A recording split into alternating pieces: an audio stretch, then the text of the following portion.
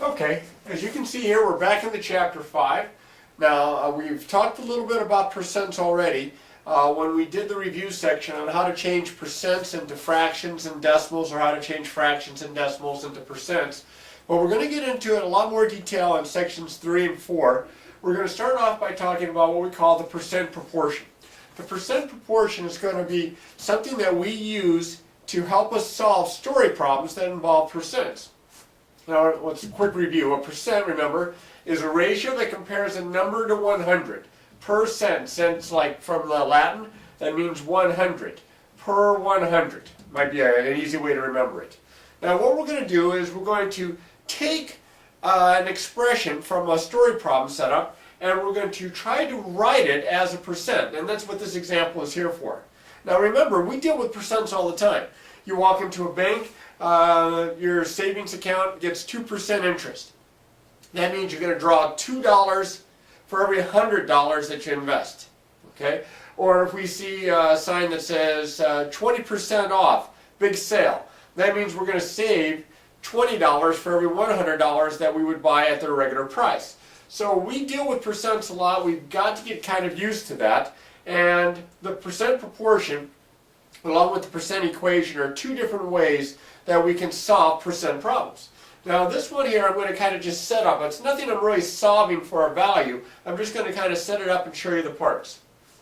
It says, in a classroom, 18 out of 24 students used a computer at home last week. 18 out of 24. Now that ratio, 18 to 24, has special significance, because what we're going to do is we're going to look at this ratio as a percent out of 100. Remember, it's a ratio that compares a number to 100. So I'm going to write x over 100 next to it. And what I have here is a proportion. A proportion is where we have two ratios set equal to one another. I have a ratio here on the left side, I have a ratio here on the right side. The four parts of the ratio, the two numerators, the two denominators, they're called the terms of the proportion. And these two here are called the extremes, these two here are called the means. But more specifically for our intent, this is the percentage. Not percent, but percentage. This is our base number, or our whole amount.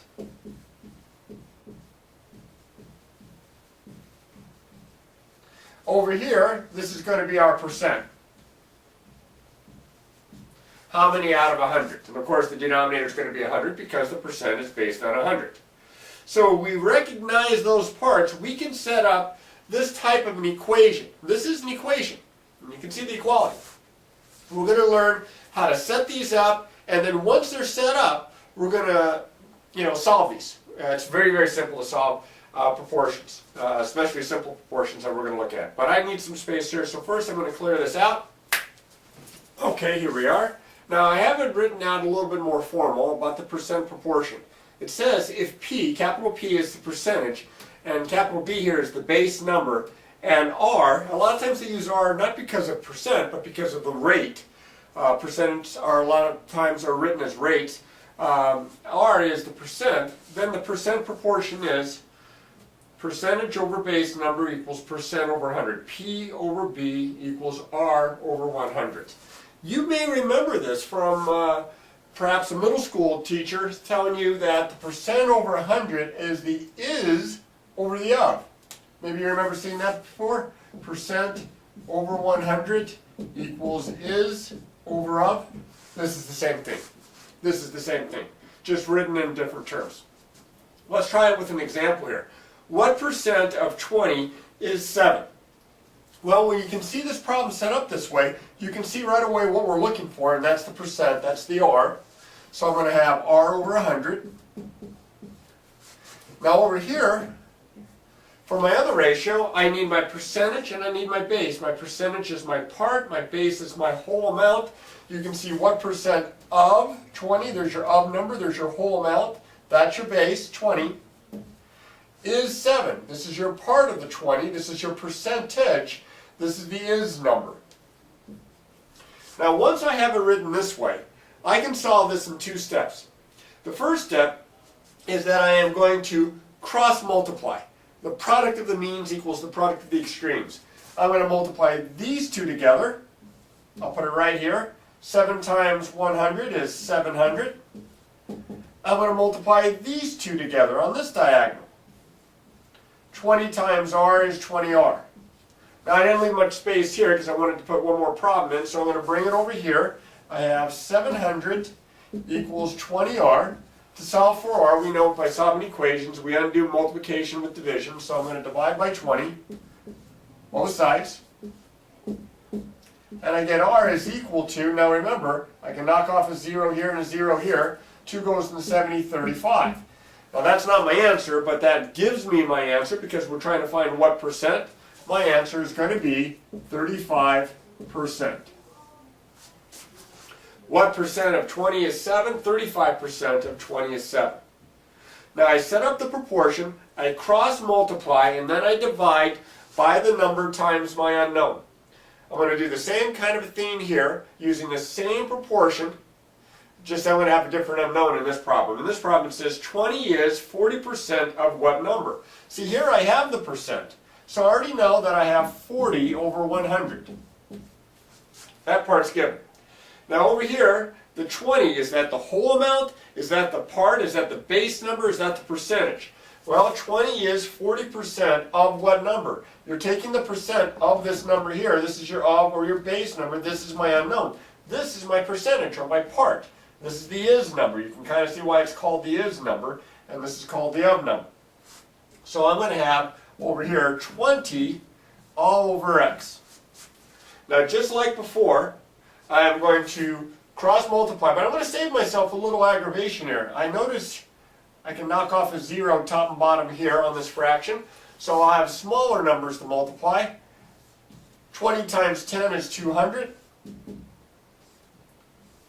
4 times x is 4x. And again, I didn't give myself very much space here, so I'll bring it up over here.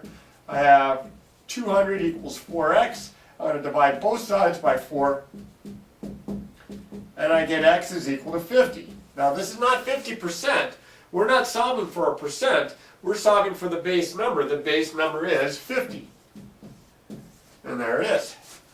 I worked both problems, even though they were slightly different problems. They were percent problems, but they were slightly different problems. This one I didn't know the percent. This one over here, I didn't know the of number or the base number. But I was able to use the percent proportion to solve both of them. All right, now I have to do at least one example here where we don't know the percentage, so I'm going to do that next, but I got to clear this stuff out, so 1 second, please. Okay, here's a couple more examples. What number is 10% of 88? Now this is unlike the last two because in this case we know the percent and we know the of number or the base number. What we don't know is what this is equal to. This is our part or our percentage. So what I'm going to do here is I'm still going to set up this problem using the proportion. 10%, that's 10 over 100. And on the other side, my base number is 88. My is or percentage is unknown. I'm going to call it x. So just like I did before, I'm going to solve this problem by 2 steps, cross multiplying and then dividing. I'm going to save myself a little bit more aggravation here by knocking off a 0 top and bottom. I multiply this way, I get 10x. I multiply this way, I get 88. I'm going to divide both sides by 10.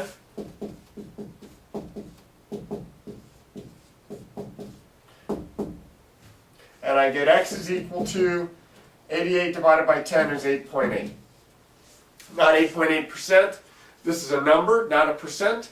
This is our percentage, 8.8, or 8.8 There's my answer. All right.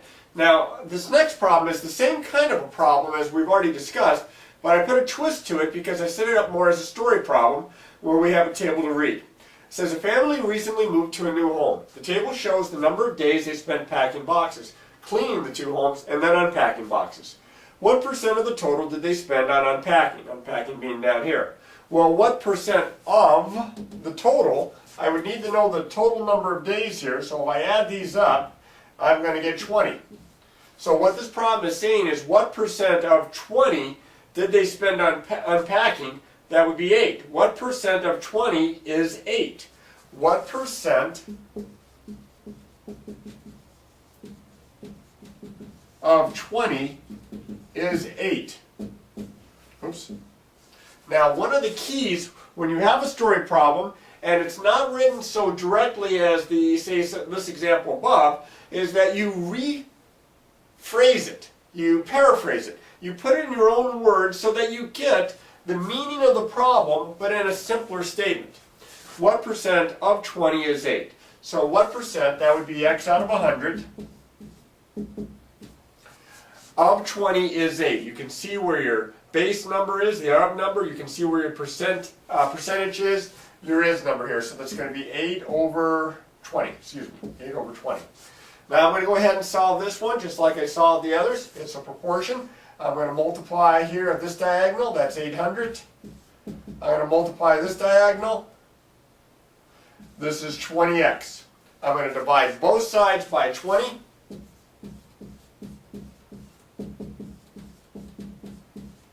I went ahead and wrote it as a separate step.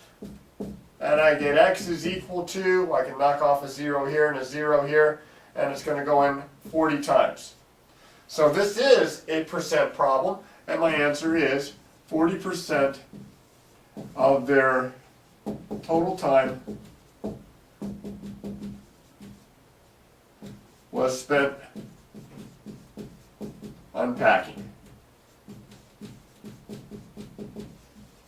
Okay, it was a story problem, so I'm going to write my answer out in a short sentence that answers it appropriately. All right, now, one of the other things that I haven't talked about yet, but I can build off of this problem here, is that a lot of times you'll see circle graphs using percents. You remember a circle graph typically is to display an amount. It's 100% for the entire circle. Now my circles aren't that good, but I'm going to try to draw one here. And that's going to represent, let's say for this particular problem, the total number of days for all of their activities, for all their projects. Well, I can break this up using 3 sectors. Sectors are like pieces of pie. And I can draw some radii in here to represent pictorially what's going on with their projects. Now we know that unpacking is 40%. As it turns out, I can do the same types of problems to figure out what percent for packing and for cleaning. I already have, this one is 25%, this one is 35%. So what I'm going to do is I'm going to draw sectors that represent those amounts. Now 25%, of course, that's 1/4, so that's easy, or easier, I should say. I'm going to try to draw 2 radii to represent 1/4 of the circle, or 25% of the circle, and this would be for cleaning. Now the other 2 are close. One's 40 and one's 35. So I have to make one slightly bigger than the other, so that might be about half. I'll do this. Where this guy here is going to represent the 35%, this is the packing, and this one then would be the unpacking. So we can get a full description of what's going on here using a circle graph, but to find these percents, we need to use the percent proportion. Now these problems are going to be around for a while. We're not going to get rid of percents anytime soon. You're going to see percents in algebra, and even geometry to a certain point, and definitely on into pre-calculus and calculus types of topics. So the more we practice it now, the better off we're going to be in the long run. And as always, remember to practice, practice, practice.